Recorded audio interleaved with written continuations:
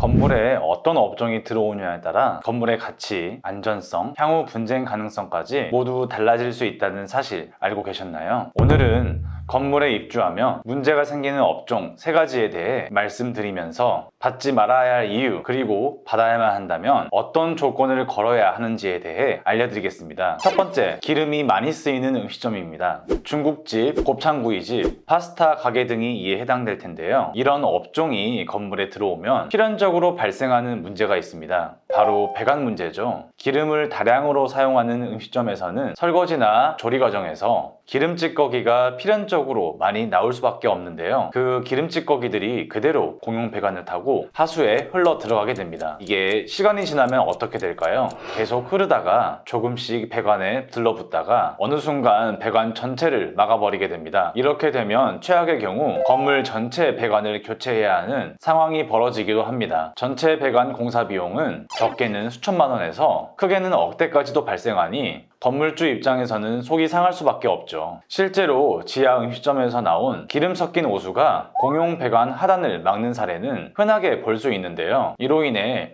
2, 3층 세입자들이 변기나 욕실에서 역류가 일어나 손해배상에 대해서 문의를 주시는 분들이 많습니다. 그런데 정말 오랜 시간 동안 세입자가 없었던 터라 자리를 져야 한다면 이럴 땐 어떻게 대처해야 할까요? 이럴 때는 임대차 계약서에 특약을 넣어두는 것이 좋겠습니다. 그리스 트랩 설치를 의무화한다거나 기름 분해제를 정기적으로 사용하게 하여 미사용 시 손해배상 책임을 묻도록 하거나 2년에 1회 이상 부합 배관 청소를 의무적으로 하게 한다든지 등의 미연에 방지할 수 있는 특약을 기재하는 것이죠. 아니면 더 근본적인 방법도 있겠죠. 신축 건물이라면 업소마다 배관을 독립 시공하는 것입니다. 이건 비용도 많이 들고 복잡할 수 있지만 향후 분쟁에서 건물주가 보호받을 수 있는 구조입니다. 그 다음 두 번째 업종은 바로 헬스장입니다. 헬스장은 건물 구조에 부담을 주는 대표적인 업종이라 볼 수 있는데요. 먼저 헬스 기구의 무게입니다. 런닝머신, 스쿼트랩, 벤치프레스, 기구 하나하나가 수백 킬로에 달하는 기구들이죠. 이 기구들이 지속적으로 사용되면서 진동을 줄 경우 슬래브 균열, 바닥 치마, 진동 누적 등의 문제가 발생할 수 있습니다. 이뿐 아니라 샤워실로 인한 누수 문제도 빼놓을 수 없죠. 헬스장 샤워실은 일평균 사용량이 높고 배관 설치도 종종 비전문가에 의해 이루어지는 경우도 많습니다. 누수로 인한 피해가 발생하면 아래층 상가나 사무실에 곧장 손해배상 문제가 발생하게 되죠. 그리고 더해서 소음 민원도 만만치 않을 것입니다. 요즘 대부분 헬스장들이 헬스만 하지 않죠. 스피닝, 줌바, GX 프로그램 등 고음량 음악과 단체 고함 소리가 섞여서 인근 세대와 분쟁이 자주 발생하게 됩니다. 따라서 헬스장을 받을 경우에는 하중 제한, 소음 방지, 누수 대책을 모두 계약에 반영해야 됩니다. 마지막 업종으로는 유흥주점 또는 성인 오락실입니다. 이 업종의 문제는 물리적 문제보다도